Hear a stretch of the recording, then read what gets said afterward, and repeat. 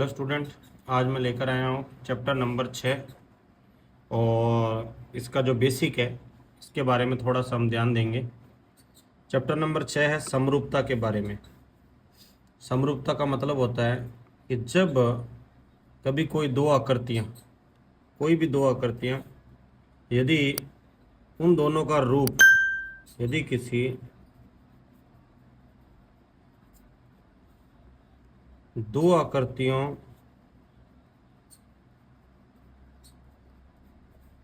का केवल रूप समान हो, रूप समान होगा तो उसे हम समरूप आकृतियां कहेंगे। जैसे दो त्रिभुज,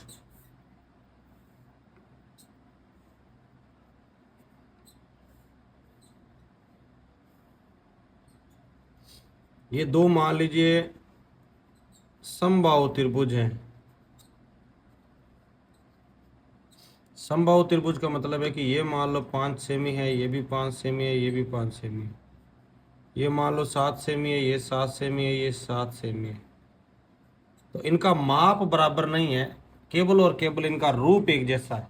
तो जब रूप समान होता है तो उसे हम बोलते हैं समरूप आकृति बोलते हैं।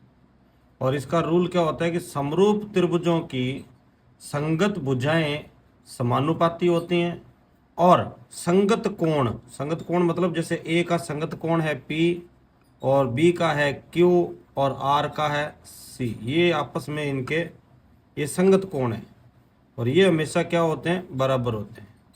ये हमेशा बराबर होते हैं। तो अगर मैं त्रिभुज का नाम लिख रहा हूँ ABC, तो दूसरा त्रिभुज जो आएगा वो PQR आएगा, क्योंकि P का A का संगत P है, B का Q है और R का C, और ये होता है समरूपता का चिन्ह। इसी के नीचे जब ये वाला चिन्ह लगता है बराबर वाला, तो ये बन जाता है सर्वांग समता का चिन्ह। तो यहाँ पर केवल हम समरूपता के बारे में बात करेंगे। समरूप आकृतियां कौन कौन सी होती हैं? जैसे सभी वर्ग समरूप होते हैं। सभी समबाहु त्रिभुज जो होते हैं वो भी समरूप होते हैं। सभी वर्त ये भी समरूप होते हैं, दिखने में एक जैसे होते हैं, तो इसे ही समरूपता कहा जाता है। अब आते हैं चैप्टर नंबर 6.1 में। पहला क्वेश्चन आपको दे रखा है कि कोष्टक में दिए शब्दों में से सही शब्दों का प्रयोग करते हुए रिक्त स्थान भरना आपको। तो सभी वर्त जो है वो समरूप होते हैं। सभी वर्त हमेशा समरूप होते हैं। सभी वर्ग भी समरूप होते हैं।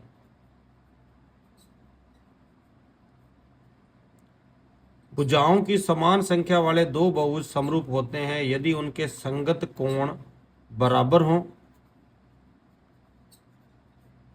और उनकी संगत भुजाएं समानुपाती होनी चाहिए। संगत भुजाएं समानुपाती हो। तो निम्न युग्मों में दो भिन्न भिन्न उदाहरण दीजिए समरूप आकृतियां। तो मैंने बता ही दिया, सभी वर्ग हैं और सभी वर्त हैं, समबाहु त्रिभुज हैं, ये सारी समरूप आकृतियां। ऐसी आकृतियां जो समरूप नहीं है तो कोई भी लिख दो। चतुर्भुज बहुत प्रकार के होते हैं, जैसे वर्ग और आयत, ये कभी भी समरूप नहीं होते हैं। और लगा लो आप इसमें चतुर्भुज हो गए, सभी त्रिभुज हो गए। सभी त्रिभुज मतलब एक समबाहु लेंगे एक समद्विबाहु लेंगे तो वो कभी भी समरूप नहीं होंगे। तीसरा क्वेश्चन है, बताइए कि निम्नलिखित चतुर्भुज समरूप हैं या नहीं है। अब ये देखो, ये आपको क्या दिख रहा है, 1.5। इसकी सभी भुजाएं 1.5 है। इसकी सभी भुजाएं 3 सेमी की है। लेकिन ये है कि इसका जो कोण है वो प्रत्येक कोण 90 डिग्री का है। तो अगर मैं चतुर्भुज लेता हूँ PQRS, तो P का संगत कोण A जो है वो बराबर होना चाहिए, जो कि बराबर नहीं है, क्योंकि ये एक समचतुर्भुज है, ये एक वर्ग है। तो कभी भी इस वर्ग और समचतुर्भुज कभी भी समरूप नहीं होते, अतः यह समरूप नहीं है। क्यों नहीं है? क्योंकि यह आकृतियां समरूप नहीं है, क्योंकि ये एक समचतुर्भुज है और ये एक वर्ग है। ये आपकी 6.1 चैप्टर जो हुआ है समाप्त। अब हम शुरू करेंगे चैप्टर नंबर 6.2। अब है 6.2 के लिए सबसे इम्पोर्टेंट प्रमेय है 6.1 प्रमेय। ये जो आपको दे रखी है कि यदि किसी त्रिभुज की एक भुजा के समांतर अन्य दो भुजाओं के भिन्न भिन्न बिंदुओं पर प्रतिच्छेद करने के लिए एक रेखा खींची जाए तो ये अन्य दो भुजाओं एक ही अनुपात में विभाजित हो जाती है। जैसे आपको ये एक त्रिभुज दे रखा है, मान लीजिए ये एक त्रिभुज है ए बी और सी, ये एक त्रिभुज दे रखा है और इसके अंदर मान लीजिए दो भिन्न भिन्न बिंदु, मैंने ये ले लिया, एक बिंदु ये ले लिया। इन दोनों बिंदुओं से एक रेखा होकर जा रही है, ये है डी और ई रेखा। मान लीजिए ये रेखा डी और ई है और ये बीसी के समांतर है। तो आपको ये प्रूव करना है कि ये जो रेखा है अन्य दोनों रेखाएं ए बी और ए सी को भी समान अनुपात में विभाजित करती है। तो यहाँ लिख देंगे हम, दिया गया है आपको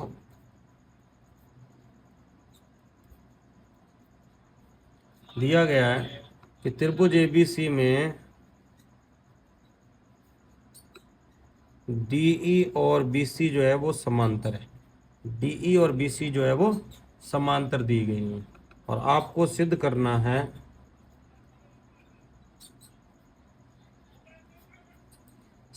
आपको कि एडी बट्टा में बी डी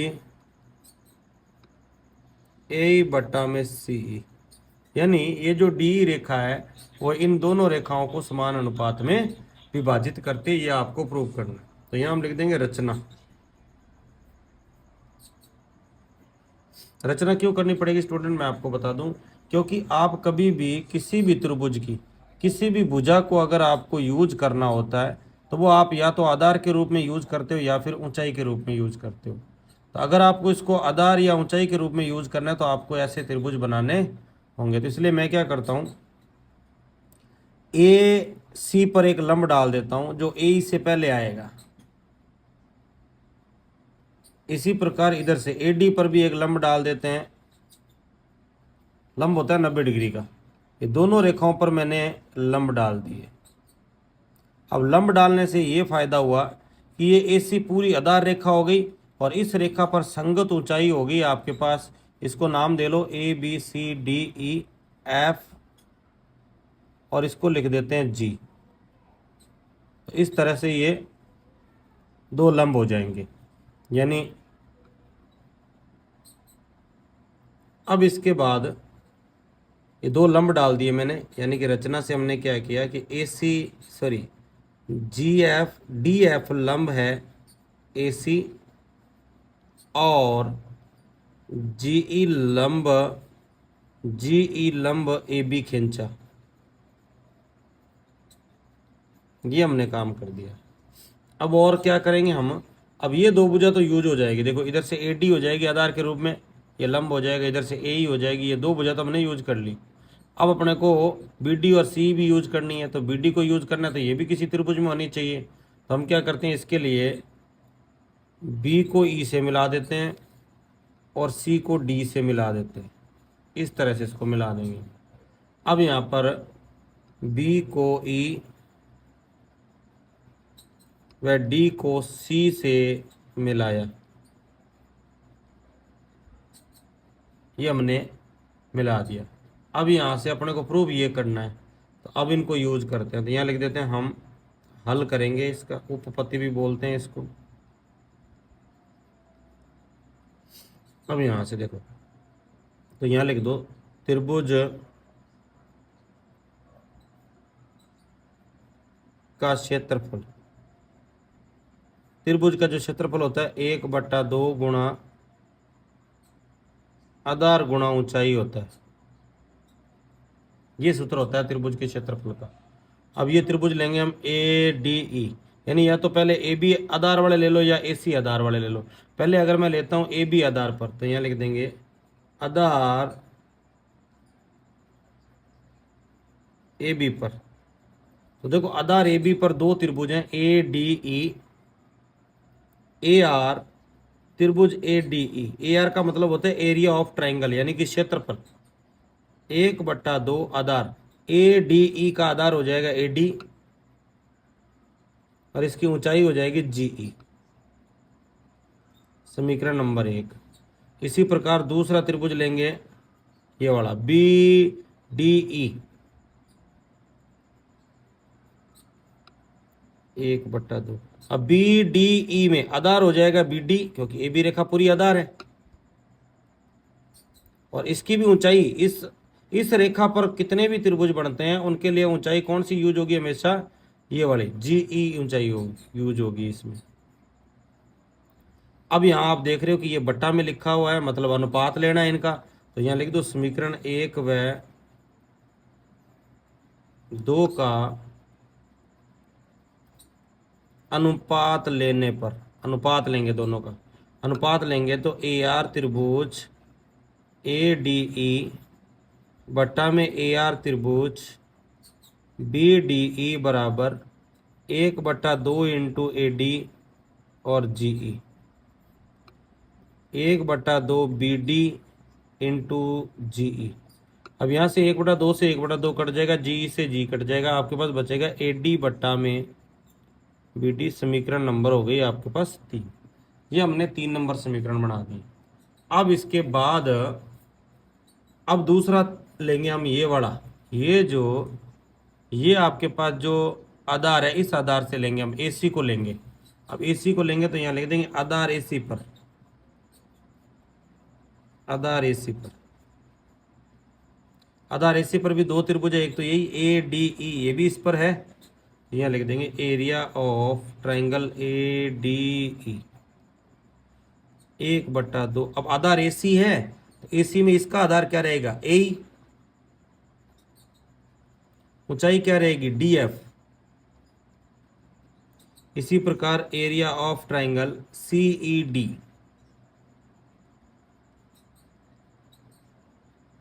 सीई डी में ये वाला सीई और डी, ये जो त्रिभुज है सीई डी, अब इसमें आधार हो जाएगा ये सीई आधार हो जाएगा और ऊंचाई वही रहेगी, संगत एक ही ऊंचाई होती है पूरी इसकी, तो ये हो जाएगा आपके पास 1/2, आधार हो जाएगा सीई और ऊंचाई हो जाएगी ये वाली डी एफ। समीकरण नंबर 5।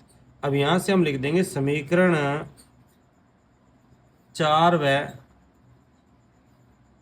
5 का अनुपात लेने पर, अब इन दोनों का अनुपात लेंगे। जब आप इन दोनों का अनुपात लेंगे तो ये आपके पास हो जाएगा ए आर त्रिभुज A D E, A R त्रिभुज सी ई डी 1/2 ए इंटू डी एफ, 1/2 सी ई, डी एफ से डी एफ कट जाएगा, 1/2 से 1/2 कट जाएगा, ये बच गया ए बट्टा में। समीकरण नंबर आपके पास हो जाएगी ये 6 नंबर समीकरण। अब ये देखो स्टूडेंट, आपने देखा था कि समीकरण 3 में ये वाला मान है, 6 में ये वाला मान है, लेकिन ये दोनों बराबर नहीं है। इन दोनों को बराबर करने के लिए हम क्या करते हैं, यहाँ पर एक नौवीं क्लास का रूल था आपके पास, उसको यूज करेंगे यहाँ पर। तो देखो यहाँ पर ये त्रिभुज जो दे रखे हैं आपको, इन दोनों को बराबर करना है। ये जो त्रिभुज है और ये जो त्रिभुज है, इनका क्षेत्रफल बराबर दिखाना है। इसको कैसे दिखाते हैं, तो यहाँ लिख दें, एक नियम था आपके पास, एक ही आधार व समांतर रेखाओं के मध्य,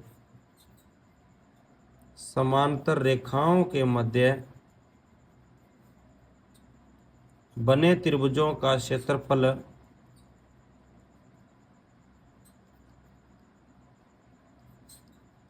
समान होता है, यानी कि बराबर होता है।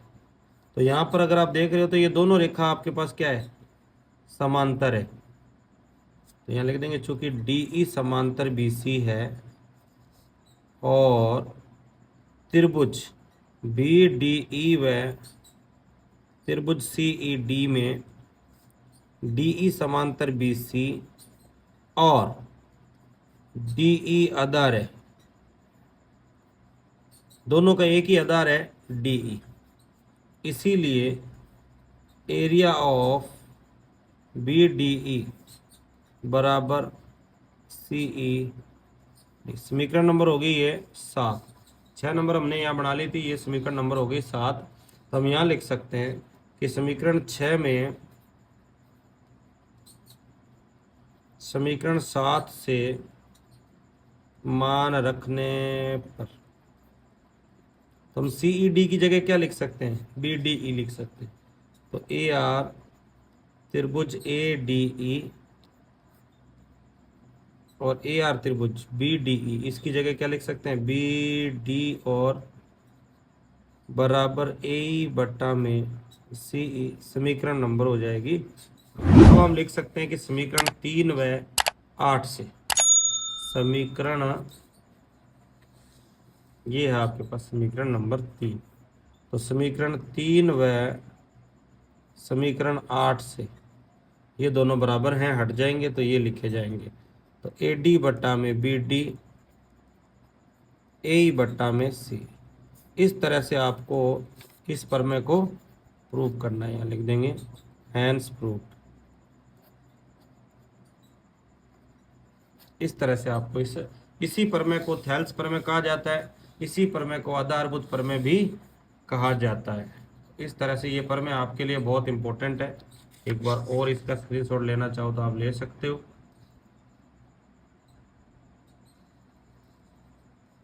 ये पूरी प्रमेय है आपकी, और इसके बाद जो है वो यहाँ से शुरू हो जाता है। इस तरह से आप